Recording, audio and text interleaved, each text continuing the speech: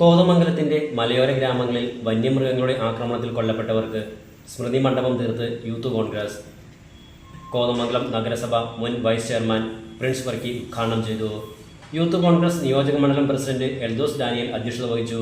Youth Congress സംസ്ഥാന സെക്രട്ടറിമാരായ അമീൻ DM, Ramees KA, ജില്ലാ സെക്രട്ടറി റഫീഖ് വെണ്ടുവഴി, കീരമ്പാറ മുൻ ഗ്രാമപഞ്ചായത്ത് president Mamachan Joseph, KV Shameer തുടങ്ങിയവർ സംസാരിച്ചു.